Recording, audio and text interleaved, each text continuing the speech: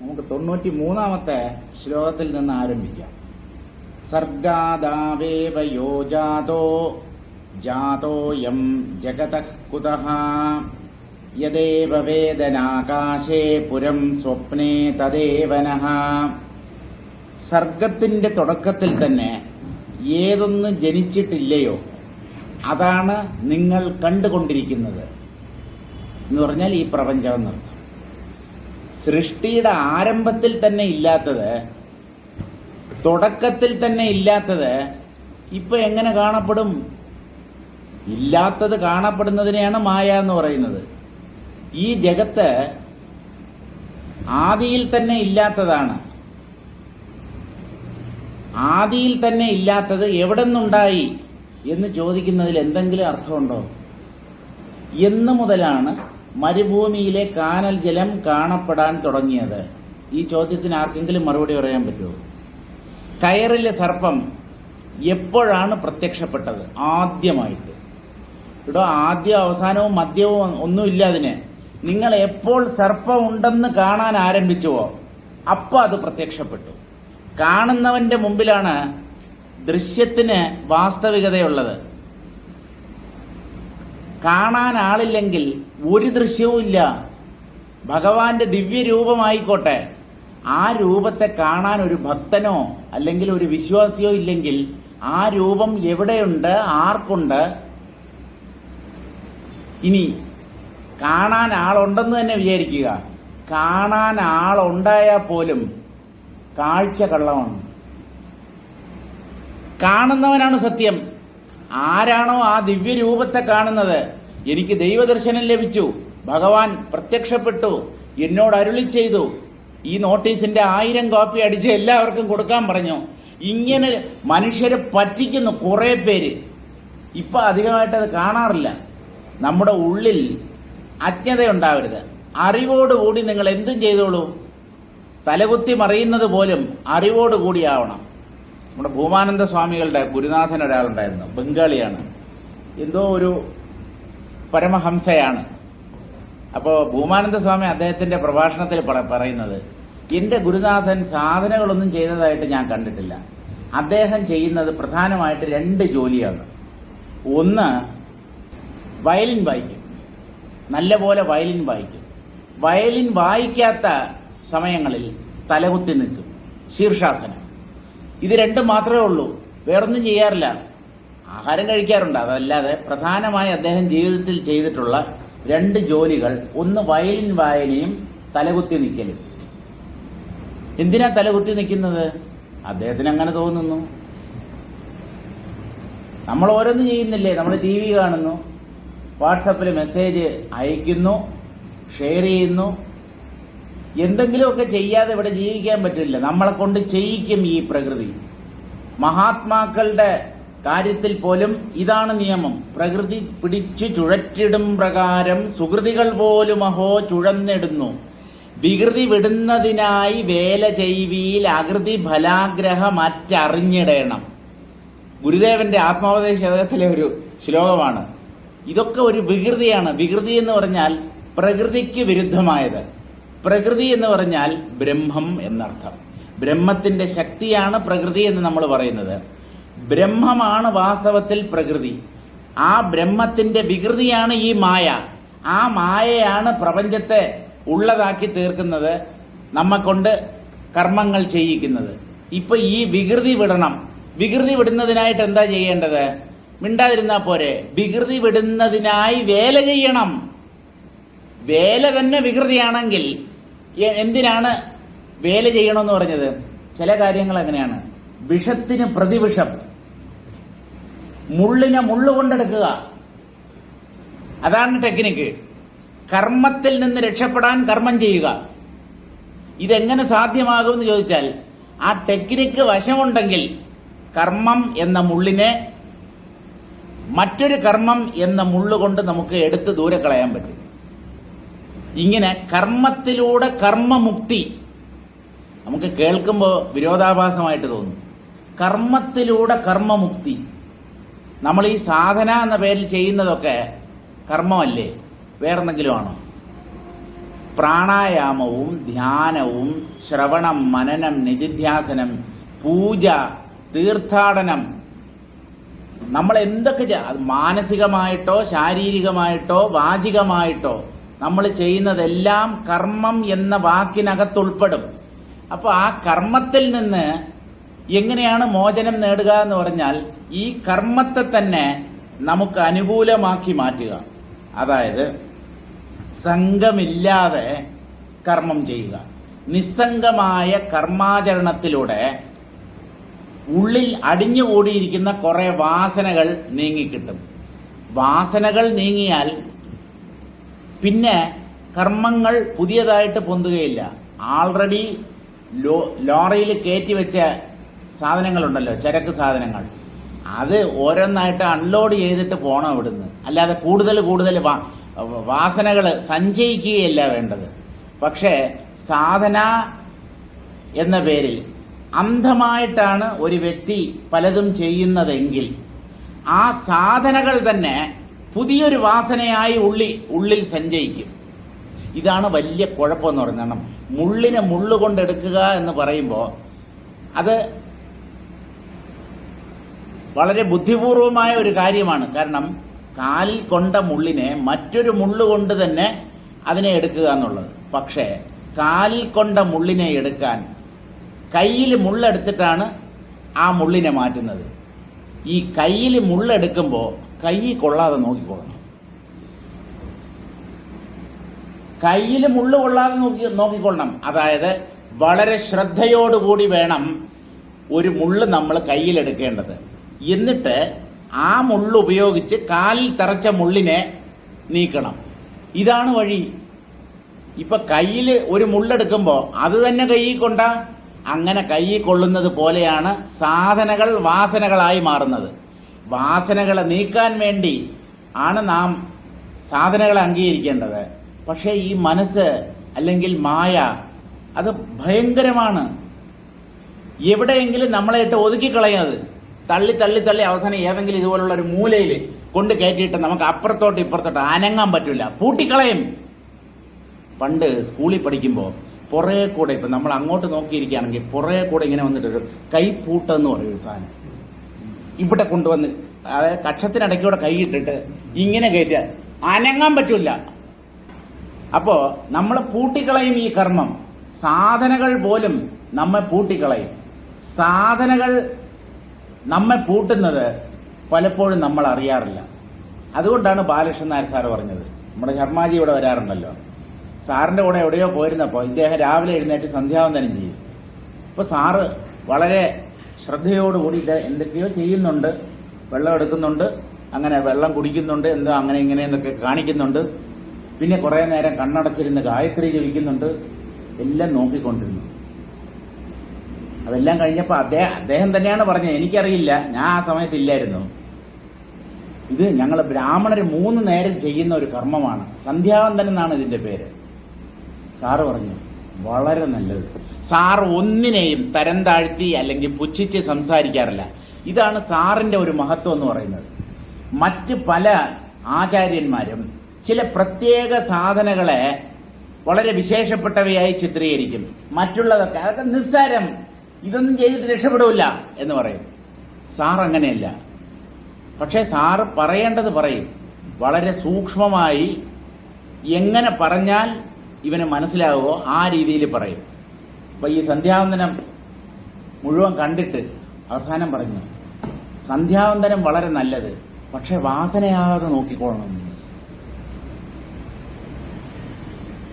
അല്ല, വൈദിക കർമ്മങ്ങൾ എങ്ങനെയാണ് വാസനയാവുന്നത്? അന്ധമായി ചെയ്യുന്ന ഏത് കർമ്മവും വാസനയായി മാറാനുള്ള സാധ്യതയുണ്ട്.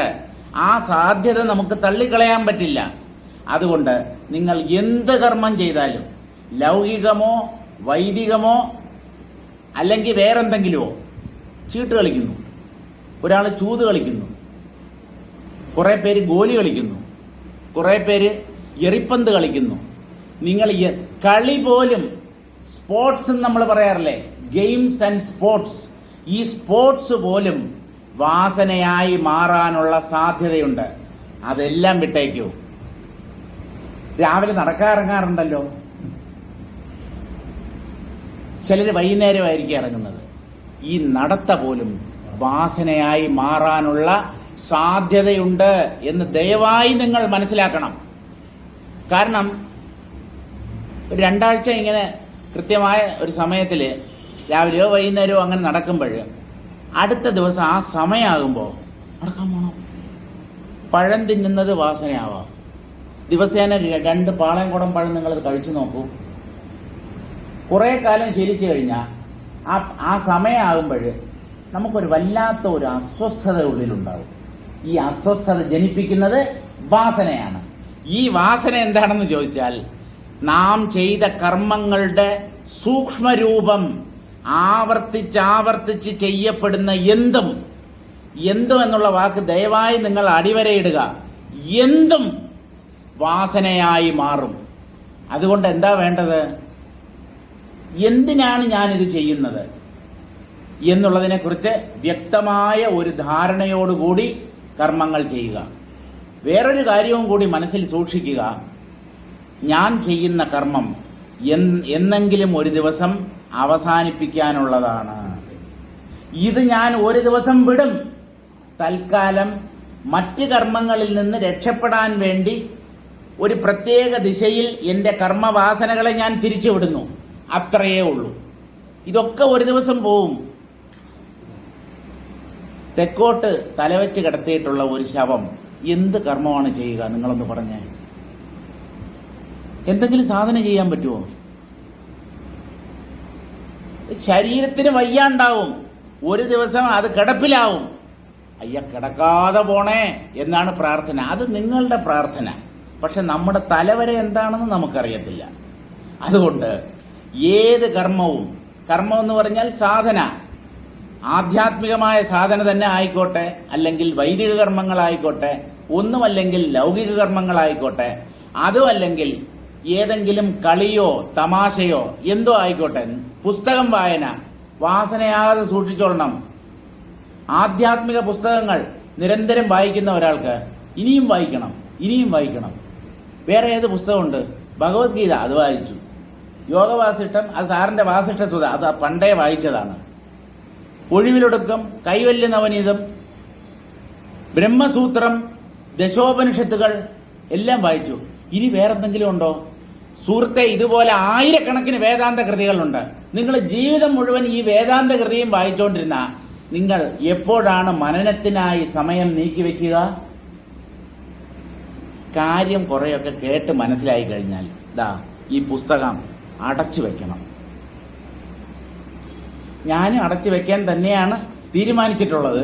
പക്ഷെ ഇത് വായിച്ച് തീർത്തിട്ട് അടച്ചു വെക്കണമെന്നുള്ളതാണ് എൻ്റെ ഒരു ആഗ്രഹം. പകുതിയിൽ ഇട്ടേച്ച് പോകുന്നത് അത് ശരിയല്ല. നമ്മളൊരെണ്ണം തുടങ്ങിപ്പോയില്ലേ. നിർബന്ധ ബുദ്ധി പാടില്ല. അതാണ് ഞാൻ പറഞ്ഞത്. നിർബന്ധ ബുദ്ധി, അതായത് ഇത് മുഴുവനും വായിച്ചേ ഞാൻ അടങ്ങും, അങ്ങനെ ഒരു നിർബന്ധം എനിക്കില്ല. ഉറപ്പാണ്. എൻ്റെ മനസ്സിനെ ഞാൻ നല്ലതുപോലെ നിരീക്ഷിച്ച് അതിനെ പഠിച്ചിട്ടാണ് ഞാൻ പറയുന്നത്. ഈ പുസ്തകം വായിച്ചു തീർക്കണം എന്ന് എനിക്ക് അശേഷം നിർബന്ധമില്ല. ഉറപ്പാണ് ഈ കാര്യം. പിന്നെ എന്തിനു വായിക്കുന്നു എന്ന് ചോദിച്ചാൽ, നിർബന്ധമില്ലാതെ വായിച്ചത് കൊണ്ട് എന്തെങ്കിലും കുഴപ്പമുണ്ടോ? ഇതൊക്കെ സാറിൻ്റെ അടുത്തുനിന്ന് പഠിച്ചതാണ്. ഈ സാറ് ഈ ക്ലാസ് എടുത്തോണ്ടിരുന്നല്ലോ, യോഗവാസിഷ്ടം, തിയോസഫിക്കൽ സൊസൈറ്റിയിൽ, അനന്ത ലോഡ്ജ്, മറ്റേ ആര്യശാലയുള്ള. ഈ പുസ്തകം വായിച്ച് തീർക്കണമെന്ന് ഒരു നിർബന്ധവുമില്ല. നാളെ മുതൽ ക്ലാസ് വേണ്ടെന്ന് പറഞ്ഞാൽ സന്തോഷം. വേണ്ടാന്ന് വെക്കാൻ പലർക്കും പറ്റും, പക്ഷെ സന്തോഷത്തോടു കൂടി വേണ്ടാന്ന് വെക്കാൻ പറ്റില്ല. അവിടെയാണ് കുഴപ്പം. ചെയ്താലും ചെയ്തില്ലെങ്കിലും സന്തോഷം, വായിച്ചാലും സന്തോഷം, വായിച്ചില്ലെങ്കിലും സന്തോഷം. ആ സന്തോഷത്തിന് ഏറ്റക്കുറച്ചിലുകളില്ല. അതാണ് മനസ്സിന്റെ സമസ്ഥിതി. അതാണ് കൃഷ്ണൻ ഗീതയിൽ പറയുന്ന യോഗം. ആ യോഗ രൂപത്തിൽ കർമ്മം ചെയ്യുന്നവൻ, അവന്റെ മനസ്സ് ദിനം പ്രതി പരിശുദ്ധമായി തീരും. ചിത്തശുദ്ധി അങ്ങനെയാണ് നേടേണ്ടത്. അപ്പോൾ നിങ്ങൾ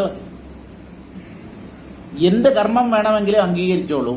അതിന് നിങ്ങൾ സാധന എന്ന പേര് പറഞ്ഞോളൂ. സാധനകളൊക്കെ കർമ്മങ്ങളാണ്. തത്വവിചാരം കർമ്മമല്ലേ? ആണ്. ബുദ്ധി കൊണ്ട് അല്ലെങ്കിൽ മനസ്സുകൊണ്ട് ചെയ്യപ്പെടുന്ന ഒരു കർമ്മമാണ് തത്വവിചാരം. തത്വവിചാരം എന്തിനാ ചെയ്യുന്നത്? ജീവിതകാലം മുഴുവൻ തത്വവിചാരം ചെയ്യാനല്ല. കുറെ കഴിയുമ്പോൾ മനസ്സിന് ഉറപ്പ് വരും, ഒന്നേ ഉള്ളൂ, ഈ പ്രപഞ്ചം മിഥ്യയാണ്, ഞാനും ജഗത്തും ആ ബോധത്തിലെ വെറും നിഴൽ രൂപങ്ങൾ. ഇതങ്ങ് ഉറപ്പ് വന്നു കഴിഞ്ഞാൽ ഇനി എന്തിനു വിചാരം? പിന്നെ തത്വവിചാരം ചെയ്യുന്നത് വേസ്റ്റാണ്. ഒരു കാര്യം ബോധ്യപ്പെട്ട് കഴിഞ്ഞാൽ വീണ്ടും അതിനെ തുടർന്ന് ചെയ്യുന്നതിൽ എന്തെങ്കിലും അർത്ഥമുണ്ടോ? നമുക്ക് മലയാള അക്ഷരമാല അല്ലെങ്കിൽ ഇംഗ്ലീഷ് അക്ഷരമാല അറിയാം. ഏത് പാതിരാത്രി വിളിച്ചുണർത്തി ചോദിച്ചാലും മണിയായിട്ട് നമ്മൾ പറയും. ഇനിയും ആദ്യം മുതൽ ABCD പഠിക്കേണ്ട കാര്യമുണ്ടോ? ഒരു കാര്യം അഭ്യസിച്ച് ഉറപ്പ് വന്നു കഴിഞ്ഞാൽ അത് വേണ്ടെന്ന് വെക്കണം. എന്തിനാ ഉറപ്പ് വരുന്നത്? മനസ്സ് സ്വസ്ഥമായി തീരാൻ, മനസ്സ് ചാഞ്ചല്യം അറ്റതായി തീരാൻ. അതിനാണ് ഈ സാധനകളെല്ലാം. സാധന ചെയ്ത് അവസാനം എനിക്കിത് ചെയ്യാൻ പറ്റുന്നില്ല എന്ന് പറഞ്ഞാൽ നിങ്ങളുടെ തന്നെ സാധനയുടെ അടിമകളായി. ആ സാധന നിങ്ങളെ സംബന്ധിച്ച് ഒരു വലിയ കുരുക്കായി തീർന്നു. വലിയ ഒരു കെട്ടാണ്, സ്വർണ്ണ ചങ്ങലയായി മാറിക്കഴിഞ്ഞു. ഈ സ്വർണ്ണച്ചങ്ങല എന്നുള്ള പ്രയോഗവും ബാലകൃഷ്ണൻ നായർ സാറിന്റെയാണ്. സ്വർണ്ണച്ചങ്ങല. ചങ്ങല സ്വർണം കൊണ്ടുണ്ടാക്കിയതായാലും ഇരുമ്പ് കൊണ്ടുണ്ടാക്കിയതായാലും ബന്ധിക്കുക എന്നുള്ളത് അതിന്റെ സ്വഭാവമാണ്. എന്താണ് ബന്ധനം? അസ്വാതന്ത്ര്യം. ബന്ധനം എന്ന് പറഞ്ഞാൽ വേറെ ഒന്നുമല്ല, അസ്വാതന്ത്ര്യം. നിങ്ങൾക്ക് ആ കർമ്മം ചെയ്യാതിരിക്കാൻ പറ്റില്ല. അതിനാണോ കർമ്മം ചെയ്യുന്നത്? വിടില്ല എന്ന് പറഞ്ഞാൽ നിങ്ങളെ വിട്ട് കർമ്മം പോകും. നിങ്ങൾക്ക് വയ്യാണ്ടാവുമ്പോ ഇതൊക്കെ നിങ്ങൾ വേണ്ട എന്ന് വയ്ക്കാൻ നിർബന്ധിതരായിത്തീരും. ഈ പ്രകൃതി നമ്മെ നിർബന്ധിക്കുന്നതിന് മുമ്പ് തന്നെ സ്വമേധയാ അത് വേണ്ടാന്ന് വെക്കുന്നതല്ലേ ബുദ്ധി? അല്ല, അതെങ്ങനെ വേണ്ടാന്ന് വെക്കാൻ പറ്റും? ഞാൻ പല കാലമായിട്ട് ഒരേ സാധന ചെയ്യുന്നു, വലിയ ഗുണമൊന്നുമില്ല. ഗുണമില്ലാത്ത കാര്യങ്ങൾ നിങ്ങൾ ചെയ്യുന്നുവെങ്കിൽ നിങ്ങൾ മണ്ടനെന്നർത്ഥം. എത്ര വർഷമായി ഈ സാധന ചെയ്യുന്നു? 25 വർഷമായി. എന്തെങ്കിലും മെച്ചമുണ്ടോ? അല്ല, മെച്ചമൊന്നുമില്ല. അങ്ങനെ ചെയ്യുന്നു. മനസ്സ് പവിത്രമാകുന്നുണ്ടോ? ദിനം പ്രതി മനസ്സിൽ ശാന്തിയും സമാധാനവും വർദ്ധിച്ചു വരുന്നുണ്ടോ? രാഗദ്വേഷങ്ങൾ കുറയുന്നുണ്ടോ? ഭയങ്ങളിൽ നിന്ന് നിങ്ങളുടെ മനസ്സ് മുക്തമാകുന്നുണ്ടോ? തത്വബോധം ഉറപ്പു വരുന്നുണ്ടോ? ഇങ്ങനെയുള്ള കാര്യങ്ങൾ വിശകലനം ചെയ്യണം. തന്നെ ഇടയ്ക്കിടയ്ക്ക് വിശകലനം ചെയ്ത് നോക്കണം. ഒരു 10 കൊല്ലത്തിന് മുമ്പുണ്ടായിരുന്ന ഞാനാണോ ഇപ്പോഴുള്ളത്? ശരീരം എന്തായാലും മാറിക്കാണും, ഒരു സംശയമില്ല. അനുനിമിഷം മാറിക്കൊണ്ടിരിക്കുന്നതാണ് ശരീരം. മനസ്സിന്റെ കാര്യമാണെങ്കിൽ പറയേ വേണ്ട, എപ്പോഴും ചലിച്ചുകൊണ്ടിരിക്കുന്നതാണ്. ഇപ്പൊ ഈ പാകത എന്ന് പറയുന്നത് അത് കാലക്രമത്തിൽ നമ്മൾ നേടേണ്ടതാണ്. നിങ്ങൾ ഒരു സാധന ചെയ്ത് നിങ്ങളുടെ മനസ്സ് പാകപ്പെട്ടു എന്ന് എപ്പോ ഉറപ്പിക്കാമെന്ന് ചോദിച്ചാൽ, മനസ്സ് പാകപ്പെട്ടാൽ ആ സാധന തനിയെ കൊഴിഞ്ഞു പോകും. അല്ല, പഴുത്ത പഴം എന്താ ചെയ്യുന്നത്? മരത്തിൽ നിന്ന് താഴെ വീഴും. പക്ഷിയോ അണ്ണാറക്കണ്ണനോ ഒന്നും കടിച്ചില്ലെങ്കിൽ പാകതയുടെ ലക്ഷണം വിടുക എന്നുള്ളതാണ്. വിടലാണ് സന്യാസം. എല്ലാറ്റിനെയും വിട്ടുകളയുക. ഒന്നും വേണ്ട, ഒന്നും ഇല്ലാതെ തന്നെ ഞാൻ സുഖം അനുഭവിക്കുന്നു. കർമ്മം ചെയ്ത് സുഖിക്കുന്നവൻ കർമ്മം ചെയ്യാതിരുന്നാൽ ദുഃഖിക്കും, ഉറപ്പാണ്. കർമ്മം ചെയ്യുമ്പോൾ നിങ്ങൾക്കൊരു പ്രത്യേക സുഖം കിട്ടുന്നുണ്ട്. പിന്നീട് എന്താവുമെന്നറിയാമോ? ആ സുഖത്തിന് വേണ്ടി കർമ്മം ചെയ്യാൻ തുടങ്ങും. വെള്ളം അടിക്കുന്ന പോലെ തന്നെ, ഒരു വ്യത്യാസവും. ആദ്യം ഇതിന്റെ ടേസ്റ്റ് എങ്ങനെയുണ്ട് എന്നൊന്ന് നോക്കാൻ വേണ്ടി ഒരു ഫ്രണ്ട് വിളിച്ചോണ്ട് പോയി. ഒരല്പം ഭയങ്കര കയ്പ്. അതുകൊണ്ടാണല്ലോ ഈ അച്ചാറും മിക്സറും ഒക്കെ കൂട്ടി അടിക്കുന്നത്. ഇത് രുചികരമുള്ള സാധനമാണോ? അത് ആദ്യം ദുർഗന്ധമായി തോന്നുന്നത് പല കാലം ശീലിക്കുമ്പോൾ മദ്യത്തിന്റെ സുഗന്ധം എന്നായിരിക്കും അയാൾ പറയുക. ആൽക്കഹോളിന്റെ അതിന് ഫൗൾ സ്മെല്ലാണത്, ഒരു സംശയമില്ല. പക്ഷേ കുടിച്ച് കുടിച്ച് കുടിച്ച് അതൊരു സുഗന്ധമായി അനുഭവപ്പെടും. പണ്ട് മീൻകാരിയുടെ ഒരു കഥ കേട്ടിട്ടില്ലേ?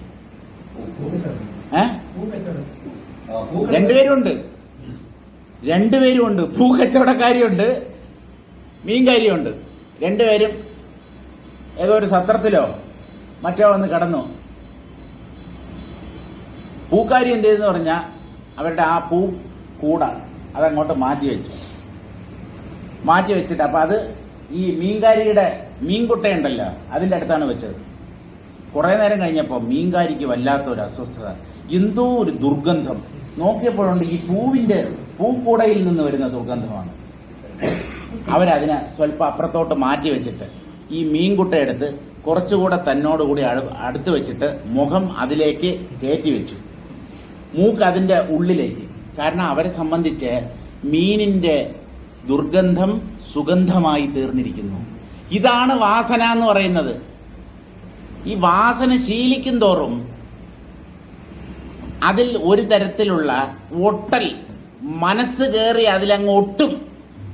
അതിനെ പറിച്ചെടുത്താലും അത്ര പെട്ടെന്ന് പോവില്ല. ഇതുപോലെ സാധനകളിൽ കുരുങ്ങിയ സാധകന്മാരുടെ എണ്ണം വളരെ വലുതാണ്.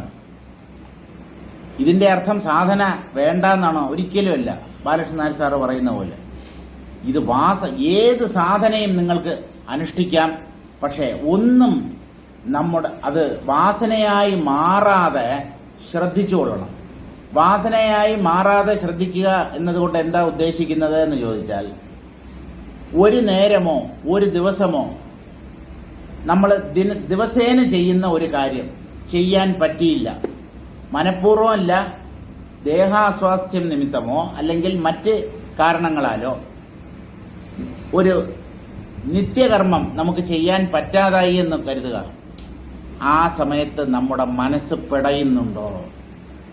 മനസ്സ് പിടയുന്നത് ഉള്ളിലേക്ക് നോക്കിയാൽ അറിയാൻ പറ്റും. വല്ലാത്ത ഒരു അസ്വസ്ഥത.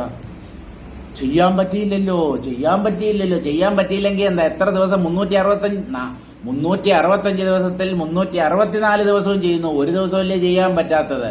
അല്ല, എന്നാലും ഞാൻ എൻ്റെ സാധനയെ ഉപേക്ഷിച്ചു, എന്റെ നിത്യകർമ്മത്തെ ഞാൻ ഉപേക്ഷിച്ചു. മണ്ണാങ്കട്ട, താൻ ജനിക്കുമ്പോൾ നിത്യകർമ്മവും കൊണ്ടാണോ വന്നത്? എത്ര കാലമായി താൻ ഈ സാധന ചെയ്യുന്നു അല്ലെങ്കിൽ നിത്യകർമ്മം ചെയ്യുന്നു? കഴിഞ്ഞ ജന്മങ്ങളിൽ ഈ കർമ്മം നിങ്ങൾ ചെയ്തിരുന്നോ? ഈ സാധനകളൊക്കെ അനുഷ്ഠിച്ചിരുന്നോ? അടുത്ത ജന്മം ഈ സാധന അനുഷ്ഠിക്കാൻ പറ്റുമെന്ന് നിങ്ങൾക്ക് ഉറപ്പുണ്ടോ? വല്ല കുളത്തിന്റെ കരയിലും കുളക്കടവില് തവളയായിട്ടിരിക്കുമ്പോ ഈ സാധന വല്ലതും ചെയ്യാൻ പറ്റുമോ? ഞാൻ സാധനയെ കുറ്റപ്പെടുത്തുകയാണ്, മോശമാക്കി സംസാരിക്കുകയാണെന്ന് ഒരിക്കലും കരുതരുത്. കർമ്മം എന്നും ഒരു ചങ്ങലയാണ്, അതൊരു പൂട്ടാണ്, നമ്മുടെ സ്വാതന്ത്ര്യത്തെ ഹനിക്കുന്നതാണ്. സ്വതന്ത്രമായ ഒരു സത്തയുണ്ട്, അത് കർമ്മസ്പർശമില്ലാത്ത ബ്രഹ്മമാണ്. അതിന്റെ സ്വരൂപം തന്നെ ആനന്ദമാണ്. എന്തുകൊണ്ടെന്നോ, കർമ്മവുമായിട്ട് അതിന് സ്പർശമുണ്ടായിരുന്നെങ്കിൽ നമ്മ പോലെ ആയേനെ ഈ ബ്രഹ്മം. അത് അങ്ങനെ ആകാതിരിക്കാൻ കാരണം അത് സ്വതന്ത്രമായ നിത്യമുക്തമായ സത്യമായതുകൊണ്ടാണ്. കർമ്മസ്പർശമില്ലാത്തത് ആനന്ദം സ്വരൂപമായിട്ടുള്ളതായിരിക്കും. അതുമാത്രമേ ജീവന്മാർക്ക് മുക്തി നൽകുകയുള്ളൂ. സ്വയം രക്ഷപ്പെട്ടവനാണ് മറ്റുള്ളവരെ രക്ഷപ്പെടുത്തുക. എപ്പോഴും അങ്ങനെയാണ്. മുക്തശ്ച അന്യാൻ വിമോചയേത്. നിങ്ങൾ ആദ്യം മുക്തനാകൂ, മറ്റുള്ളവരെ കരകയറ്റൂ.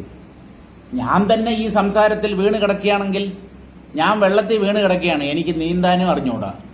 അപ്പോഴാണ് വേറൊരാൾ വെള്ളത്തിൽ വീണത്. നമ്മൾ അവനെ രക്ഷിക്കാൻ പോയാൽ അവന്റെ കാര്യമോ അധോഗതി. നമ്മൾ രക്ഷപ്പെടാതിരിക്കാൻ അയാൾ നമ്മളെ കയറി പിടിക്കും. അവന് എന്തെങ്കിലും ഒരു പിടിവള്ളി കിട്ടാൻ വേണ്ടി തയ്യാറായിരിക്കുകയാണ്. വെള്ളത്തിൽ വീണവരെ ദയവായി രക്ഷിക്കാൻ ശ്രമിക്കരുത്. അല്ലെങ്കിൽ നിങ്ങൾ അത്ര കണ്ട് നല്ല ഒരു നീന്തൽ വിദഗ്ധനായിരിക്കണം. അല്ലാതെ എങ്ങാനും വെള്ളത്തിൽ വീണവരെ രക്ഷിക്കാൻ പോയി കഴിഞ്ഞാൽ നിങ്ങളെയും കൊണ്ട് അവൻ വെള്ളത്തിന്റെ അഗാധതയിലേക്ക് ആണ്ടുപോകും. വളരെ അപകടം പിടിച്ചതാണ് വെള്ളത്തിൽ വീണവരെ രക്ഷിക്കുക എന്ന് പറയുന്നത്. കാരണം എന്ത് ചെയ്യും, എവിടെയെങ്കിലും പിടികിട്ടാൻ വേണ്ടി അവൻ നമ്മുടെ കൈയുടെ ഇടയ്ക്കൂടെ കയറി ഈ കഴുത്തിലൊക്കെ ഇങ്ങനെ കൈ അനക്കാൻ പറ്റാതെ കയറി ഒരൊറ്റ പിടിയങ്ങ് പിടിക്കും. നിങ്ങളെങ്ങനെ നീന്തും? രണ്ടുപേരും വെള്ളത്തിനടിയിൽ താഴുകയേ നിവർത്തിയുള്ളൂ. എന്റെ അപ്പൂപ്പൻ പറഞ്ഞാണ്, ഒരിക്കലും വെള്ളത്തിൽ വീണവരെ രക്ഷിക്കാൻ ശ്രമിക്കരുത്. ശ്രമിക്കാം, നിങ്ങൾക്ക് അതിന് മാത്രം നല്ല വശമുണ്ടെങ്കിൽ, ആ ഒരു ടെക്നിക്ക് വശമുണ്ടെങ്കിൽ മാത്രമേ അങ്ങനെയുള്ള, ഇല്ലെങ്കിൽ നമ്മളും കൂടെ മുങ്ങിച്ചാകേണ്ടതായി വരും. അതുകൊണ്ട് കർമ്മത്തെ നിലയ്ക്ക് നിർത്താൻ പഠിച്ചവർ മാത്രമേ കർമ്മത്തെ അംഗീകരിക്കാവൂ. ഓരോന്നിനും പരിമിതികളുണ്ട് എന്നുള്ളത് നല്ലതുപോലെ മനസ്സിലാക്കുക. ഈ കർമ്മം ജീവിത അവസാനം വരെ ചെയ്യാനല്ല. അതുകൊണ്ടാണല്ലോ ഉപനിഷത്തുകൾ പറയുന്നത്, പരീക്ഷ്യലോകാൻ കർമ്മചിതാൻ ബ്രാഹ്മണോ നിർവേദമായാത് നാസ്ത്യകൃതഃ കൃതേന തദ്വിജ്ഞാനാർത്ഥം ഗുരുമേവാഭിഗച്ഛേത് തദ്വിജ്ഞാനാർത്ഥം സമിത്പാണിഹി ഗുരുമേവാഭിഗച്ഛേത് ശ്രോത്രിയം ബ്രഹ്മനിഷ്ഠം. ഉപനിഷത്തിന്റെ പ്രഖ്യാപനമാണിത്. പരീക്ഷ്യലോകാൻ കർമ്മചിതാൻ ബ്രാഹ്മണ. ബ്രാഹ്മണൻ എന്ന് പറഞ്ഞാൽ ബ്രാഹ്മണ സമുദായത്തിൽ ജനിച്ചവൻ എന്നല്ല, വിവേകി, ചിത്തശുദ്ധി നേടിയവൻ, അവനാണ് ബ്രാഹ്മണൻ. സത്വഗുണം വർദ്ധിച്ചവൻ, പൂർണ്ണ സത്വഗുണത്തിലെത്തിയവൻ, അയാളാണ് ബ്രാഹ്മണൻ. അങ്ങനെയുള്ള ബ്രാഹ്മണൻ എന്താണ് ചെയ്യേണ്ടത്? നല്ല പോലെ ചിന്തിക്കുക. കർമ്മം കൊണ്ട് നേടുന്ന എന്തും നശ്വരമായിരിക്കും.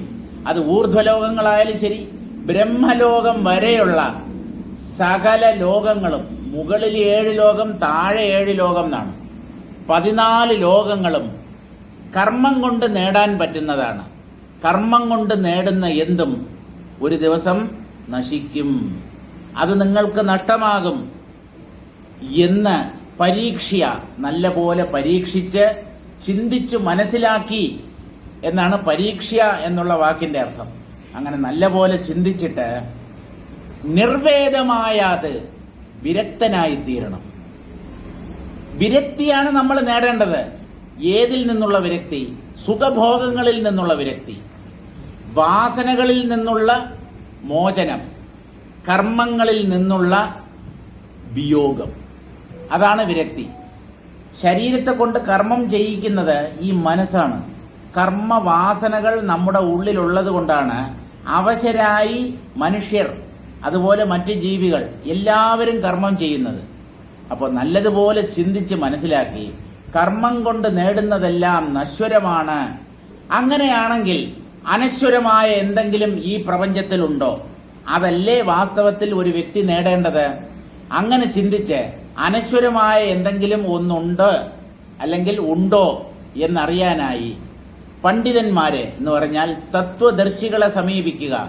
ശ്രോത്രിയനും ബ്രഹ്മനിഷ്ഠനുമായ ഒരു ഗുരുവിനെ ഒരു വ്യക്തി സമീപിക്കണം. എപ്പോൾ?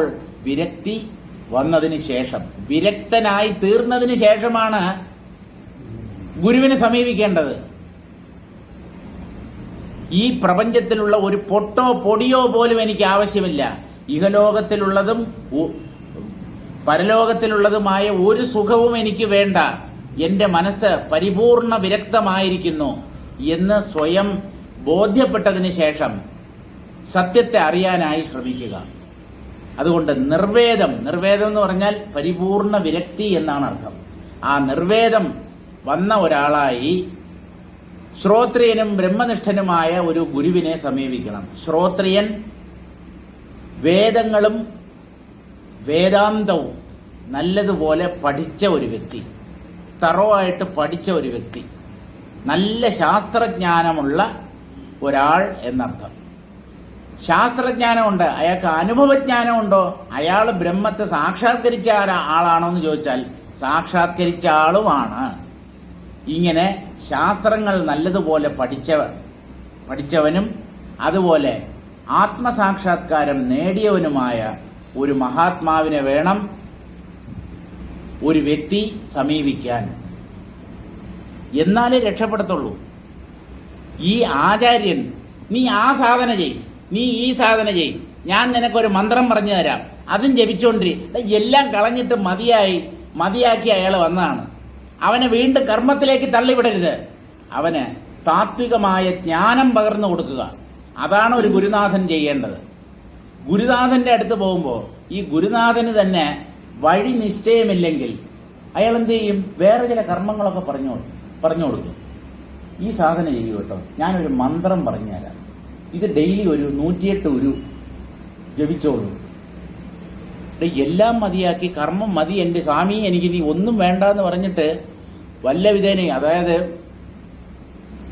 തീ കത്തുന്ന ഒരു വീട്ടിൽ നിന്നും ഒരാളെ ഇറങ്ങി ഓടുന്നത് പോലെയാണ് ഒരാൾ സംസാരത്തിൽ നിന്നും വിരക്തനായി തീരേണ്ടത്. മുടിയിൽ തീ പിടിച്ചവൻ എന്നാണ് വാസിഷ്ഠ ഇതിനു മുമ്പ് പറഞ്ഞത്. മുടിക്ക് തീ പിടിച്ചവൻ അവൻ മന്ത്രം ചോദിച്ചുകൊണ്ടിരിക്കുവോ? ഇടാ, വെള്ളം എവിടെയെങ്കിലും ഉണ്ട്, ഏത് കുളവോ നദിയോ അല്ലെങ്കിൽ ഒരു ബക്കറ്റ് വെള്ളം എവിടെയെങ്കിലും, എങ്ങനെയെങ്കിലും തലയിൽ കൂടെ ആ വെള്ളം ഒഴിച്ച് ഈ തീ കെടുത്തണം. അത് മാത്രമാണ് അയാളുടെ ഉദ്ദേശ്യം. സകല കർമ്മങ്ങളിൽ നിന്ന് എനിക്ക് കർമ്മം വേണ്ട എന്ന് വിരക്തി വന്ന് ഒരു ഗുരുനാഥനെ സമീപിക്കുമ്പോൾ ആ ഗുരുനാഥൻ വീണ്ടും കർമ്മം ചെയ്യാൻ പറഞ്ഞ, അതുകൊണ്ട്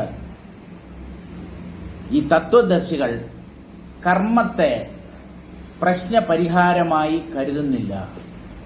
കർമ്മത്തിനുള്ള പരിഹാരം ജ്ഞാനം മാത്രമാണ്. എന്നാ പിന്നെ കർമ്മമൊന്നും ചെയ്യണ്ടല്ലോ, കർമ്മം ചെയ്യാതിരിക്കാൻ പറ്റുമെങ്കിൽ അതാണ് നല്ലത്. പറ്റുമോ? ഇപ്പൊ നിങ്ങൾ ചെയ്തുകൊണ്ടിരിക്കുന്ന സകല കർമ്മങ്ങളും വേണ്ട എന്ന് തീരുമാനിച്ച് ശാന്തനായി ഒരു സ്ഥലത്ത് ഇരിക്കാൻ പറ്റുമോ? ഒരു സ്ഥലത്ത് ഇരിക്കാൻ പറ്റും, പക്ഷെ ശാന്തി അനുഭവിക്കാൻ പറ്റും. അതുകൊണ്ട് ഉള്ളിൽ കർമ്മവാസനകൾ ക്ഷയിപ്പിക്കപ്പെടണം. കർമ്മവാസനകൾ, കുറെ കർമ്മങ്ങൾ ചെയ്ത് കർമ്മവാസനകളെയൊക്കെ ക്ഷയിപ്പിച്ച് പതുക്കെ ജ്ഞാനമാർഗത്തിലേക്ക് അല്ലെങ്കിൽ അധ്യാത്മ മാർഗത്തിലേക്ക് ഒരു വ്യക്തി തിരിയണം. എപ്പോഴാണ് തിരിയേണ്ടത്? അതിന് വയസ്സോ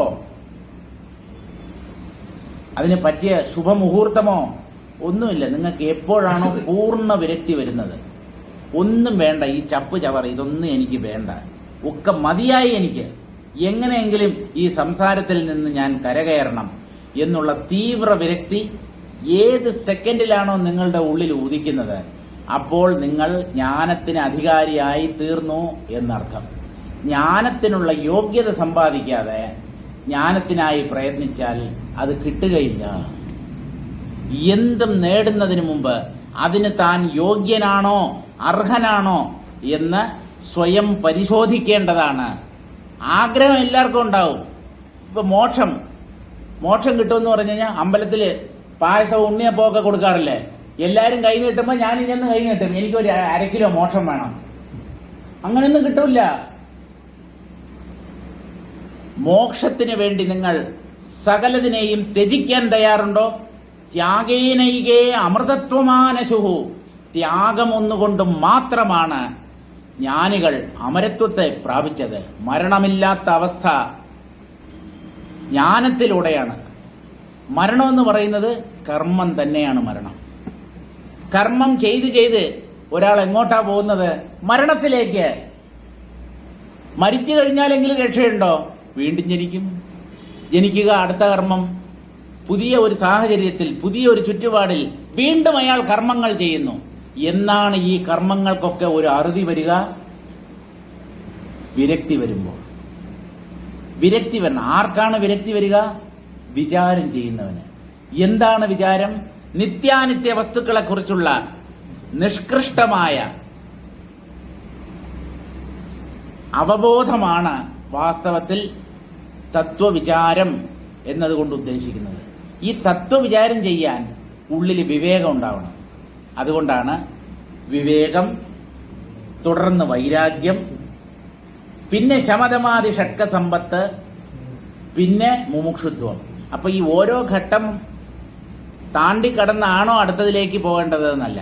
ഈ 4 സമകാലത്ത് നമ്മൾ നേടണം. ഒരേ സമയത്ത് ഈ 4 ഗുണങ്ങളും, അതിനെയാണ് സാധന ചതുഷ്ടയ സമ്പത്ത് എന്ന് പറയുന്നത്. ഇതൊരു വലിയ നിധിയാണ്. ഒരു വ്യക്തിക്ക് മോക്ഷം നേടാൻ ഈ 4 ഗുണങ്ങളും തീർച്ചയായും ഉണ്ടാവണം. ഇതിൽ ഏതെങ്കിലും ഒന്നില്ലെങ്കിൽ അയാളുടെ മോക്ഷത്തിനായുള്ള പ്രയത്നം സഫലമാവുകയില്ല. ഈ പ്രപഞ്ചം കാരണമില്ലാതെ തോന്നുന്നതാണ്. അപ്പൊ ഈ വാസിഷ്ഠ എന്തിനാണ് നമ്മൾ ഇത് ഒരേ കാര്യം തന്നെ പല വീക്ഷണകോണുകളിലൂടെ ഈ വസിഷ്ഠ മഹർഷി പറയുന്നത് എന്ന് ചോദിച്ചാൽ, നിങ്ങൾക്ക് പ്രപഞ്ച പദാർത്ഥങ്ങളിലും പ്രാപഞ്ചിക സുഖങ്ങളിലും വിരക്തി വരാൻ വേണ്ടിയാണ്. വിരക്തി വന്നാൽ നിങ്ങൾ രക്ഷപ്പെട്ടു, വിരക്തി വരാതിരുന്നാൽ നിങ്ങൾ രക്ഷപ്പെട്ടില്ല എന്ന് ഉറപ്പിച്ചു പറയാം. അന്തിമമായി നമ്മൾ നേടേണ്ടത് വിരക്തിയാണ്. വിരക്തിയാണ് ഒരു വ്യക്തിയെ ജ്ഞാനത്തിലേക്ക് നയിക്കുന്നത്.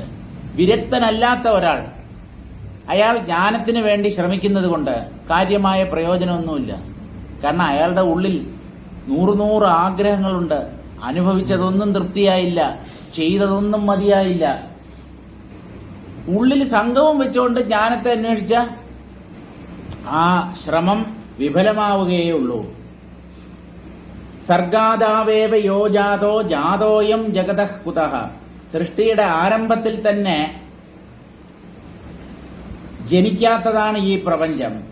അങ്ങനെയുള്ള പ്രപഞ്ചം എവിടെ നിന്നുണ്ടാവും? ഉണ്ടായതൊക്കെ സൃഷ്ടിയുടെ ആരംഭത്തിൽ ഈശ്വരനാൽ സൃഷ്ടിക്കപ്പെട്ടവയാണ് എന്നാണ് നമ്മൾ കരുതുന്നത്. അപ്പൊ അന്ന് തന്നെ ഇല്ലെങ്കിൽ ഇപ്പോഴെങ്ങനെ ഉണ്ടാവും? സൃഷ്ടിയുടെ ആരംഭത്തിൽ തന്നെ ഇല്ലാതിരുന്ന ജഗത്ത് ഇപ്പോൾ എവിടുന്നാണ് ഉണ്ടാവുക? യദേവ വേദനാകാശേ പുരം സ്വപ്നേ തദേവനഃ. വേദനാകാശം, ഈ വേദന എന്നുള്ള വാക്കിന് മലയാളത്തിലുള്ള അർത്ഥമല്ല. വേദന എന്ന് പറഞ്ഞാൽ സംവേദനം എന്നാണ് അർത്ഥം. സംവേദനം എന്ന് പറഞ്ഞാൽ ഒന്നിനെ ഉണ്ടെന്ന് അറിയുക അല്ലെങ്കിൽ അനുഭവിക്കുക, അതാണ് സംവേദനം. സംവേദനമാണ് ബ്രഹ്മസ്വരൂപം. അറിയാൻ കഴിവുള്ള ഒരൊറ്റ തത്വമേ ഈ പ്രപഞ്ചത്തിലുള്ളൂ. അത് ചിത്താണ് അല്ലെങ്കിൽ ബോധമാണ്. മറ്റുള്ളവയൊക്കെ ജഡങ്ങളാണ്. ജഡത്തിന് തന്റെ ഉണ്മയെയോ മറ്റുള്ളവയുടെ ഉണ്മയെയോ അറിയാനുള്ള കഴിവില്ല. അതുകൊണ്ടാണ് അതിനെ നിർജീവ വസ്തു, ജഡം, അചേതനം എന്നൊക്കെ പറയുന്നത്. അപ്പോൾ ചേതനനായിട്ട് ഈ ആത്മാവ് മാത്രമേ ഉള്ളൂ. ആ ചേതനൻ അനുഭവം സ്വരൂപമായിട്ടുള്ള ഒരു തത്വമാണ്. ബ്രഹ്മം അറിയാൻ കഴിവുള്ളത്, അനുഭവിക്കാൻ കഴിവുള്ളത്. അനുഭവം തന്നെയാണ് അതിന്റെ സ്വരൂപം. ആ അനുഭവം തന്നിൽ സ്വപ്നം പോലെ കാണുന്നതാണ് ഈ ജഗത്ത്. നമ്മുടെ ഉള്ളിൽ ഞാൻ ഉണ്ട് എന്ന ഒരു അനുഭവമുണ്ട്. അത് എങ്ങും നിറഞ്ഞു നിൽക്കുന്ന ബ്രഹ്മം എന്ന പേരിൽ അറിയപ്പെടുന്ന മഹാചൈതന്യത്തിന്റെ ഒരു ചെറിയ അംശം. ബ്രഹ്മത്തിന് അംശങ്ങളില്ല എന്നുള്ളത് ശരി. ആ ബ്രഹ്മത്തിന്റെ ഒരു പ്രതിബിംബമാണ് നമ്മുടെ ഉള്ളിലുള്ള ജീവഭാവം.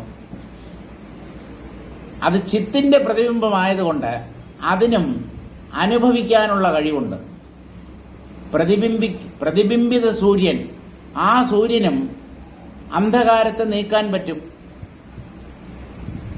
മുകളിലുള്ള സൂര്യൻ താഴേക്ക് ഇറങ്ങി വരണമെന്നില്ല. സൂര്യൻ എപ്പോഴും ആകാശത്തിലാണ് പ്രകാശിക്കുന്നത്. ആ സൂര്യപ്രകാശത്തെ നമ്മളൊരു കണ്ണാടിയിൽ, പുറത്ത് ഒരു കണ്ണാടി കൊണ്ട് വെച്ച് കഴിഞ്ഞാൽ ആ കണ്ണാടിയിൽ തട്ടി ആ സൂര്യപ്രകാശം പ്രതിബിംബിക്കും. ആ കണ്ണാടിയിൽ പ്രതിഫലിച്ചു വരുന്ന ആ പ്രകാശത്തെ വീട്ടിന്റെ ഉള്ളിലേക്ക് നമുക്ക് തിരിച്ചുവിടാൻ പറ്റും. അങ്ങനെ ആകുമ്പോൾ വീടിന്റെ അകവശം മുഴുവനും പ്രകാശമയമാകും. കുട്ടികൾ കളിക്കുന്നത് കണ്ടിട്ടില്ലേ? കണ്ണാടി ഇങ്ങനെ വെച്ചിട്ട്, ചെറിയ കണ്ണാടി വെച്ചിട്ട്, എന്നിട്ട് വീട്ടിന്റെ അകത്തൊക്കെ അപ്പോൾ മുക്കും മൂലയും ഒക്കെ നല്ല പോലെ വ്യക്തമായി കാണാൻ പറ്റും. ഇപ്പോ അന്ധകാരത്തെ നശിപ്പിക്കുന്നത് പ്രകാശമാണ് എന്നുള്ളത് ശരി. പക്ഷേ സൂര്യന് മാത്രമേ പ്രകാശിക്കാനുള്ള കഴിവുള്ളൂ. പക്ഷേ ആ സൂര്യന്റെ പ്രകാശത്തെ ഒരു കണ്ണാടിയിൽ പ്രതിഫലിപ്പിച്ച് വീട്ടിന്റെ ഉള്ളിലേക്ക് ആ പ്രകാശത്തെ നയിച്ചാൽ വീടിന്റെ ഉള്ളിലുള്ള അന്ധകാരം നഷ്ടമാകും. ഇതുപോലെ തന്നെയാണ് ബ്രഹ്മജ്ഞാനം. ബ്രഹ്മജ്ഞാനം എവിടെയാണ് പ്രകാശിക്കുന്നത്? ബ്രഹ്മം എവിടെയുമുണ്ട്. പക്ഷെ ബ്രഹ്മജ്ഞാനം പ്രകാശിക്കുന്നത് ബുദ്ധിയിൽ മാത്രമാണ്. അതുകൊണ്ട് ബുദ്ധിയെ ശരണം പ്രാപിക്കൂ, ബുദ്ധിയെ പവിത്രമാക്കി തീർക്കൂ, ബുദ്ധിയിലെ അഴുക്കിനെ തുടച്ചു കളയൂ. ആ ബുദ്ധി പവിത്രമായി തീർന്നാൽ പരമാത്മപ്രകാശം ആ ബുദ്ധിയിൽ നല്ലതുപോലെ പ്രതിഫലിക്കും. ആ പ്രതിഫലിത പ്രകാശം ബുദ്ധിയുടെ തന്നെ ഉള്ളിലുള്ള അജ്ഞാനത്തെ നശിപ്പിക്കും. എങ്ങും നിറഞ്ഞു നിൽക്കുന്ന പരമാത്മാവ് എന്തുകൊണ്ട് ജീവന്മാരുടെ ഉള്ളിലുള്ള അജ്ഞാനാന്ധകാരത്തെ നശിപ്പിക്കുന്നില്ല? ഇത് വളരെ പ്രസക്തമായ ഒരു ചോദ്യമാണ്. നിങ്ങൾ ഇതിന്റെ ഉത്തരം മനസ്സിലാക്കണമെന്ന് എനിക്ക് അതിയായ നിഷ്കർഷയുണ്ട്. ബ്രഹ്മം എവിടെയും വ്യാപിക്കുന്നതാണല്ലോ, അത് പ്രകാശ സ്വരൂപമാണല്ലോ. അങ്ങനെയുള്ള ബ്രഹ്മം എന്തുകൊണ്ട് ഈ അജ്ഞാനികളുടെ ബുദ്ധിയിലുള്ള അജ്ഞാനത്തെ നശിപ്പിക്കുന്നില്ല? എന്തുകൊണ്ട് നശിപ്പിക്കുന്നില്ല എന്ന് ചോദിച്ചാൽ, പ്രപഞ്ചം മുഴുവൻ വ്യാപിച്ചു നിൽക്കുന്നു. പക്ഷെ ആ സാമാന്യ ജ്ഞാനത്തിന് ജീവന്മാരുടെ ഉള്ളിലുള്ള അജ്ഞതയെ നശിപ്പിക്കാനുള്ള കഴിവില്ല. ഇത് ഏതുപോലെ എന്നുള്ളതിന് വിദ്യാരണ്യ സ്വാമികൾ അദ്ദേഹത്തിന്റെ പഞ്ചദശി എന്നുള്ള കൃതിയിൽ അതിമനോഹരമായ ഒരു ഉദാഹരണം പറയുന്നുണ്ട്. അതായത് ബ്രഹ്മജ്ഞാനം, ബ്രഹ്മം എന്ന് പറയുന്നത് ജ്ഞാനം തന്നെയാണ്. അത് പ്രപഞ്ചം മുഴുവൻ വ്യാപിച്ചിരിക്കുന്നു. അതെന്തുകൊണ്ട് ജീവന്മാരുടെ അജ്ഞാനത്തെ നശിപ്പിക്കുന്നില്ല എന്ന് ചോദിച്ചാൽ, ഒരു ഉപമയിലൂടെ ഈ കാര്യം വ്യക്തമാക്കാം. നമ്മളിപ്പോൾ പുറത്തിറങ്ങി നിന്നു കഴിഞ്ഞാൽ എല്ലായിടത്തും സൂര്യപ്രകാശം വ്യാപിച്ചിരിക്കുന്നു. എവിടെയും കാണാം സൂര്യപ്രകാശം. പക്ഷേ ഈ സൂര്യപ്രകാശം പഞ്ഞി, കടലാസ് പോലെയുള്ള വസ്തുക്കളെ എന്തുകൊണ്ട് കത്തിക്കുന്നില്ല? ഒരു കടലാസോ ഒരു കഷ്ണം പഞ്ഞിയോ നമ്മൾ വീട്ടിന്റെ നടയിലിട്ട് കഴിഞ്ഞാൽ അത് കത്തിച്ചാമ്പലാകാറില്ല. എന്തുകൊണ്ട്? സൂര്യന് ചൂടില്ല, സൂര്യപ്രകാശത്തിന് ചൂടില്ലാത്തത് കൊണ്ടാണോ? അല്ല, സൂര്യപ്രകാശത്തിന് ചൂടുണ്ട്. സൂര്യപ്രകാശം എങ്ങും വ്യാപിച്ചിരിക്കുന്നുണ്ട്. പക്ഷേ ഈ പഞ്ഞി അല്ലെങ്കിൽ കടലാസിനെ കത്തിക്കാൻ കുറച്ചുകൂടെ ചൂട് വേണം. അതിന് നമ്മൾ എന്ത് ചെയ്യുമെന്ന് പറഞ്ഞാൽ, ഒരു ഭൂതക്കണ്ണാടി പുറത്ത് കൊണ്ടുവച്ചിട്ട് അല്ലെങ്കിൽ ഒരു ലെൻസ്, ആ ലെൻസിലൂടെ ഈ സൂര്യപ്രകാശത്തെ കടത്തിവിട്ടാൽ കുറേ നേരം ആ പഞ്ഞിയുടെ പുറത്തിങ്ങനെ കാണിച്ചുകൊണ്ടിരുന്നാൽ അത് പതുക്കെ പതുക്കെ പുകയാൻ തുടങ്ങും. അത് കഴിഞ്ഞ് തീ പിടിക്കും. ഇപ്പോ ഇവിടെ എന്താണ് സംഭവിക്കുന്നത്? എങ്ങും വ്യാപിച്ചു നിൽക്കുന്ന സൂര്യപ്രകാശത്തിന് പഞ്ഞിയെ കത്തിക്കാനുള്ള കഴിവില്ല. ഇതുപോലെ സാമാന്യമായി വ്യാപിച്ചു നിൽക്കുന്ന ആ ജ്ഞാനത്തിന് വ്യക്തികളുടെ ബുദ്ധിയിലുള്ള അജ്ഞാന അന്ധകാരത്തെ നശിപ്പിക്കാനുള്ള കഴിവില്ല. ഇപ്പോ അജ്ഞാനത്തെ എങ്ങനെയാണ് നശിപ്പിക്കേണ്ടത് എന്ന് ചോദിച്ചാൽ, ഈ എങ്ങും നിറഞ്ഞു നിൽക്കുന്ന ആ സാമാന്യ ജ്ഞാനത്തെ ബുദ്ധിയാകുന്ന ലെൻസിലൂടെ കടത്തിവിടണം. ബുദ്ധിയാകുന്ന ലെൻസിലൂടെ സാമാന്യ ജ്ഞാനം കടന്നു വരുമ്പോൾ ആ ജ്ഞാനത്തിന്റെ ശക്തി കൂടും. ആ ജ്ഞാനം, അതിനെയാണ് നമ്മൾ വൃത്തിജ്ഞാനം എന്ന് പറയുന്നത്. ബുദ്ധിവൃത്തിയാണ്. സകലതും ബ്രഹ്മം എന്നുള്ളത് ഒരു ബുദ്ധിവൃത്തിയാണ്. ആ ബുദ്ധി, ഈ ബ്രഹ്മചിന്ത കൊണ്ട് ആ ബുദ്ധി തിളങ്ങാൻ തുടങ്ങും. തിളങ്ങുക എന്ന് പറഞ്ഞാൽ പ്രകാശം, പ്രകാശം എന്ന് പറഞ്ഞാൽ അതിൻ്റെ ഒപ്പം ചൂടും ഉണ്ടാവും. ഇങ്ങനെ മനുഷ്യ ബുദ്ധിയുടെ പ്രവൃത്തിയാണ് വൃത്തിജ്ഞാനം എന്ന് പറയുന്നത്. ആ വൃത്തിജ്ഞാനമാണ് ബുദ്ധിക്കുള്ളിലുള്ള അജ്ഞാനത്തെ നശിപ്പിക്കുന്നത്. അതിനാണ് നിരന്തരം ആത്മധ്യാനം ശീലിക്കണം, മനസ്സ് ഏകാഗ്രപ്പെടണം എന്നൊക്കെ പറയുന്നതിന്റെ ഉദ്ദേശം. അങ്ങനെ ആയാൽ മാത്രമേ ഉള്ളിലെ അജ്ഞാനം നശിപ്പിക്കപ്പെടുകയുള്ളൂ. ലെൻസിലൂടെ പ്രവേശിക്കുന്ന സൂര്യകിരണങ്ങൾ പോലെയാണ് അജ്ഞാനം നശിപ്പിക്കപ്പെടുന്നത് ആത്മാവിന്റെ ശക്തി കൊണ്ടാണ്. പക്ഷെ ആ ആത്മാവിന്റെ ശക്തി അല്ലെങ്കിൽ അതിന്റെ പ്രകാശം ബുദ്ധിയാകുന്ന ലെൻസിലൂടെ കടന്നു വരണം. ഫോക്കസ്ഡ് ആവണം, മനസ്സ് ഏകാഗ്രപ്പെടണം. മനസ്സിന്റെ ചാഞ്ചല്യമൊക്കെ അടങ്ങി ആ മനസ്സ് നിർമ്മലമായ ഒരു ലെൻസ് പോലെ ആയാൽ ഈ സർവവ്യാപകമായ ജ്ഞാനം ആ ബുദ്ധിയിലൂടെ പ്രവേശിക്കുമ്പോൾ അതിന് ഉള്ളിലുള്ള അജ്ഞാനത്തെ നശിപ്പിക്കാനുള്ള കഴിവ് ഉണ്ടാകുന്നു. യദേവ വേദനാകാശേ പുരം സ്വപ്നേ തദേവനഃ. വേദനാകാശം എന്ന് പറഞ്ഞാൽ ചിദാകാശം എന്നാണ് അർത്ഥം. അറിവിനെ തന്നെയാണ് ആകാശമായി പരിഗണിക്കുന്നത്. കാരണം അത് അറിവിന്റെ വ്യാപ്തിയാണ്. ആകാശം എന്ന് പറയുന്നത് കൊണ്ട് എന്താണ് ഉദ്ദേശിക്കപ്പെടുന്നത് എന്ന് ചോദിച്ചാൽ, ആകാശം അതിസൂക്ഷ്മമാണ്, എങ്ങും വ്യാപിച്ചിരിക്കുന്നതാണ്, വസ്തുക്കളുടെ അകവും പുറവും നിറഞ്ഞു നിൽക്കുന്നതാണ്, ഒന്നുകൊണ്ടും ബാധിക്കപ്പെടാത്തതാണ്.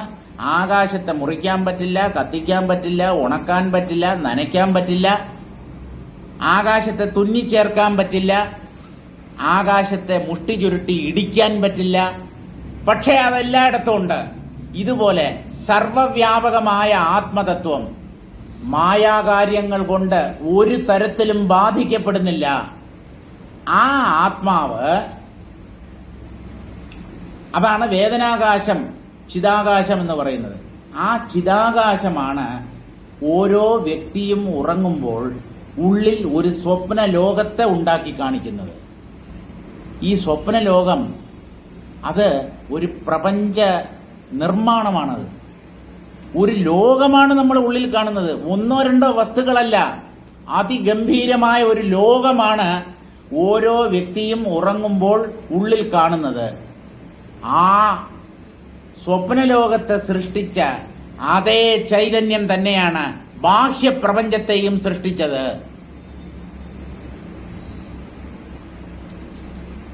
നമ്മുടെ ഉള്ളിലുള്ളത് ഒരു കുഞ്ഞു ഞാൻ, ഒരു വ്യക്തി അഹന്ത അല്ലെങ്കിൽ വ്യക്തിബോധം. അത് നിർമ്മിക്കുന്നത് ഒരു കൊച്ചു ലോകത്തെയാണ്. അത് കുറെ സമയത്തേക്ക് മാത്രമേ നിലനിൽക്കൂ. അത് കഴിഞ്ഞാൽ നമ്മൾ ഉണരും, ആ ലോകം അപ്രത്യക്ഷമാകും. എന്നാൽ മഹാചിത്ത് എന്ന് കേൾക്കുമ്പോൾ കോട്ടയ്ക്കകത്തുള്ള ഒരു കടയുടെ പേരാണ് എനിക്ക് ഓർമ്മ വരുന്നത്. മഹാചിപ്സ്. നിങ്ങൾക്ക് എന്ത് വേണം? ചേമ്പ് വറുത്തത്, ഏത്തയ്ക്ക വറുത്തത്, എന്തൊക്കെ അവര് വറക്കാത്ത ഒരു സാധനവും ഇല്ല. ചേന, ചേമ്പ്, ഇങ്ങനെയുള്ള സാധാരണ പച്ചക്കറികൾ എല്ലാം അവിടെ വറുത്ത് വെച്ചിട്ടുണ്ട്. അതുകൊണ്ട് അതിന്റെ പേര് മഹാചിപ്സ്. അതുപോലെ ഇതൊരു മഹാചിത്താണ്. നമ്മുടെ ഉള്ളിലുള്ളത് ആ ചിത്തിന്റെ ചെറിയ ചെറിയ അംശം മാത്രമാണ്. മഹാചിത്ത് മഹാസ്വപ്നത്തെ ഉണ്ടാക്കി കാണിക്കും. വ്യക്തിയുടെ ഉള്ളിലുള്ള ചെറിയ ചിത്ത് ചെറിയ സ്വപ്ന ലോകത്തെ ഉണ്ടാക്കി കാണിക്കും. എന്തായാലും ലോകത്തെ ഉണ്ടാക്കി കാണിക്കാനുള്ള കഴിവ് ചിത്തിന് മാത്രമേ ഉള്ളൂ. അത് വ്യക്തിയുടെ ഉള്ളിലുള്ള ചിത്തായാലും സർവവ്യാപകമായ ചിത്താണെങ്കിലും എന്തായാലും നമ്മൾ കാണുന്ന സ്വപ്നം പോലെ തന്നെയാണ് ഈ ബാഹ്യപ്രപഞ്ചം. അതിൽ ഒരു സംശയവുമില്ല എന്ന് വസിഷ്ഠ മഹർഷി ഉറപ്പിച്ചു പറയുന്നു. കാരണം ബാഹ്യലോകം അനുഭവപ്പെടുന്നത് നമ്മുടെ ഉള്ളിലെ ചിത്തിലാണ്. ഈ ലോകം ഉണ്ട് എന്നറിയുന്നത് വ്യക്തിയുടെ ഉള്ളിലുള്ള ചിത്താണ്. ഇതുപോലെ ഈ പ്രപഞ്ചമാകുന്ന ഒരു മഹാസ്വപ്നം, ഇതിനെ അറിയുന്ന ഒരു മഹാ അഹങ്കാരമുണ്ട്. അതിനെ മഹാനെന്നോ ബ്രഹ്മദേവനെന്നോ പറയാം. വിശ്വമനസ്സ്, പ്രപഞ്ച മനസ്സ്, കോസ്മിക് ഇന്റലിജൻസ്, അങ്ങനെയൊന്നുമില്ല. അതൊക്കെ ചുമ്മാ പറയുന്നതല്ലെന്ന് നിങ്ങൾ അംഗീകരിക്കണ്ട. ഈ മഹാപ്രപഞ്ചത്തെ ഇതെങ്ങനെ ഉണ്ടായി? ആരാണ് ഇതിനെ നിർമ്മിച്ചത്? എന്തായാലും ഒരു വ്യക്തിയല്ല ഈ പ്രപഞ്ച സൃഷ്ടിക്ക് കാരണം. അപ്പൊ അതൊരു മഹാബുദ്ധിയായിരിക്കണം. ആ ഒരു മഹാബുദ്ധി, അതിനെയാണ് ബ്രഹ്മാവ്, സൃഷ്ടികർത്താവ് അല്ലെങ്കിൽ ജഗതീശ്വരൻ എന്നൊക്കെ പറയുന്നത്. ആ ജഗതീശ്വരന്റെ സങ്കല്പത്തിൽ വിടർന്നതാണ് അനന്തകോടി ബ്രഹ്മാണ്ടങ്ങൾ. വ്യക്തികളുടെ ഉള്ളിൽ കൊച്ചു കൊച്ചു ലോകങ്ങളാണ്. അതും കുറെ സമയത്തേക്ക് മാത്രം കാണപ്പെടുന്ന ലോകങ്ങളാണ് നമ്മൾ സ്വപ്നത്തിൽ കാണുന്നത്. എന്തായാലും ലോകം എവിടെയുണ്ടോ, അത് അകത്തായാലും ശരി പുറത്തായാലും ശരി, ഉണർന്നിരിക്കുമ്പോഴും ശരി ഉറങ്ങുമ്പോഴും ശരി അല്ലെങ്കിൽ സ്വപ്നം കാണുമ്പോഴും ശരി, ലോകം എവിടെ അനുഭവപ്പെടുന്നോ അതിന്റെ തൊട്ടു പുറകിൽ ആ കാഴ്ചയുടെ അധിഷ്ഠാനമായി ചിത്തുണ്ടായേ പറ്റൂ. ചിത്തില്ലാതെ പ്രപഞ്ചാനുഭവം സാധ്യമല്ല. ദൃശ്യം ദ്രഷ്ടാവിലാണ് അധിഷ്ഠിതമായിരിക്കുന്നത്. എവിടെയും ദ്രഷ്ടാവ് ചിത്തായിരിക്കും, ഉറപ്പിക്കാം. അത് പട്ടിയുടെ ശരീരത്തിലായാലും പൂച്ചയുടെ ശരീരത്തിലായാലും ദേവന്റെ ശരീരത്തിലായാലും മഹാവിഷ്ണുവിന്റെ ശരീരത്തിലായാലും ചിത്താണ് അനുഭവത്തിന്റെ അധിഷ്ഠാനം. ബാലകൃഷ്ണൻ നായർ സാറ് തമാശ രൂപത്തിൽ പറയും, ബ്രഹ്മാവും വിഷ്ണുവും ശിവനുമൊക്കെ ആയി തീർന്നിരിക്കുന്നത് ഈ ബോധമാണ്. ബോധമില്ലാത്ത ഒരു മഹാവിഷ്ണു അങ്ങനെ കൊണ്ട് എന്തിനു കൊള്ളാം? ബോധമില്ലാത്ത ബ്രഹ്മദേവൻ അയാൾ എങ്ങനെയാണ് സൃഷ്ടിക്കുക? ബോധമില്ലാത്ത ഒരു മനുഷ്യനെ കൊണ്ട് ഒന്നും ചെയ്യാൻ പറ്റില്ല. അപ്പൊ അറിവ്, ബോധം, അനുഭവം അതുണ്ടെങ്കിലേ കർമ്മം സാധ്യമാവുകയുള്ളൂ, ലോകാനുഭവവും സാധ്യമാവുകയുള്ളൂ. അപ്പോ എവിടെയൊക്കെ അനുഭവമുണ്ടോ, അത് അകത്തോ പുറത്തോ ഏത് ശരീരത്തിൽ ഏത് ജീവി അനുഭവിക്കുന്നുണ്ടെങ്കിലും ആ അനുഭവത്തിന്റെ ആധാരമായി അധിഷ്ഠാനമായി ഈ ചിത്ത് ഉണ്ടായേ പറ്റൂ. അതുകൊണ്ട് ശരീരങ്ങളെ ശ്രദ്ധിക്കരുത്. ശരീരത്തിന്റെ ഉള്ളിലുള്ള ചിത്തിലാവണം നമ്മുടെ ശ്രദ്ധ. പട്ടിയെയും പൂച്ചയും ഒക്കെ കാണുമ്പോൾ കല്ലെടുത്തെറിയണം എന്ന് തോന്നുമ്പോൾ ചിലർക്ക് അതൊരു അസുഖമാണ്. അനാവശ്യമായി മറ്റ് ജീവികളെ ഉപദ്രവിക്കുക എന്നുള്ളത്. കൊച്ചുകുട്ടികളെയല്ല ഞാൻ പറയുന്നത്, വയസ്സായ ആൾക്കാരുണ്ട്. ഒരു പട്ടി റോഡിൽ കൂടെ ഇങ്ങനെ അത് നടന്നു പോകുന്നു, അല്ലെങ്കിൽ ഓടിപ്പോകുന്നു. പെട്ടെന്ന് തറയുന്നൊരു കല്ലെടുത്തിട്ട് ഒറ്റയേറി അതിന്. എന്ത് സുഖമാണോ ഇയാൾക്ക് കിട്ടുന്നതെന്ന് എനിക്ക് മനസ്സിലാവുന്നില്ല. ഒരു തെറ്റും ചെയ്യാത്ത ഒരു മിണ്ടാപ്രാണി അതിനെ ദ്രോഹിച്ചിട്ട് ഈ മനുഷ്യർക്ക് എന്താണ് അതുകൊണ്ടുള്ള, അതിൽ നിന്ന് ഏതു തരം ആനന്ദമാണ് കിട്ടുന്നതെന്നുള്ളത് മനസ്സിലാവുന്നില്ല. ഒരു ജീവിയും ഉറുമ്പിനെ പോലും നോവിക്കരുത്, ഒരു ഉറുമ്പിനെ പോലും അനാവശ്യമായി ദ്രോഹിക്കരുത്. അപ്പൊ ആവശ്യത്തിന് ദ്രോഹിക്കുക അല്ലേ? അങ്ങനെയല്ല. ജീവികളെ ഹിംസിക്കാതെ നമുക്കിവിടെ നിലനിൽക്കാൻ പറ്റില്ല. വീട്ടിനകത്തൊരു പാമ്പോ എലിയോ അല്ലെങ്കിൽ പഴുതാരയോ അതുപോലെയുള്ള ജീവികൾ കയറി വരുമ്പോൾ അതിനെ വെച്ചുകൊണ്ട് നമുക്ക് ആ വീട്ടിനകത്ത് കഴിയാൻ പറ്റില്ല. അങ്ങനെ ആകുമ്പോൾ നമുക്ക് അതിനെ തല്ലിക്കൊല്ലേണ്ടി വരും. അടിച്ച് പുറത്തേക്ക് ഓടിച്ചു വിടാൻ പറ്റുന്ന ജീവികളാണെങ്കിലും ഒക്കെ. അല്ലാത്തതിന് എന്ത് ചെയ്യും? ഓരോന്ന് എന്തിന്റെ കൈകൊണ്ട് മരിക്കണം എന്നുള്ളത് ദൈവനിശ്ചയമാണ്. ദൈവനിശ്ചയമാണ്. ഒരാൾ ആരുടെ കൈകൊണ്ട് കൊല്ലപ്പെടണം എന്നുള്ളത് നേരത്തെ എഴുതപ്പെട്ടതാണ്, തീരുമാനിക്കപ്പെട്ട വിഷയമാണ്. വാസ്തവത്തിൽ ഇവിടെ ഒന്നും മരിക്കുന്നില്ല, ആരും ഒന്നിനെയും കൊല്ലുന്നില്ല എന്നുള്ളതാണ് ഭഗവാൻ ശ്രീകൃഷ്ണന്റെ അഭിപ്രായം. ന്യായം ഹന്തിന ഹന്യത്തെ. ഹന്താവുമില്ല, ഘാതകനുമില്ല, കൊല്ലുന്നവനുമില്ല, കൊല്ലിക്കുന്നവനുമില്ല, കൊല്ലപ്പെടുന്നവനുമില്ല. മരണം, നാശം, ഭ്രമം. ആ ഒരു ഉറപ്പ് വന്നു കഴിഞ്ഞാൽ ലോകത്തെ മുഴുവൻ കൊന്നൊടുക്കിക്കോളൂ അർജുന എന്നാണ് കൃഷ്ണൻ പറയുന്നത്. ഹത്വാപിസ ഇമാൻ ലോകാൻ. ഈ കൗരവന്മാര് കുറെ പേരുണ്ടല്ലോ, ഇതല്ല, ഈ ലോകത്തിലുള്ള സകല ജീവജാലങ്ങളെയും അർജുന നീ കൊന്നൊടുക്കിക്കോളൂ, നിനക്ക് ഒരു പാപവും വരില്ല. പാപം ചിന്തയിലാണ്, പുണ്യവും ചിന്തയിലാണ്, സത്യം ആത്മാവിലാണ്. ആത്മാവ് മാത്രമാണ് സത്യമായിട്ടുള്ളത്.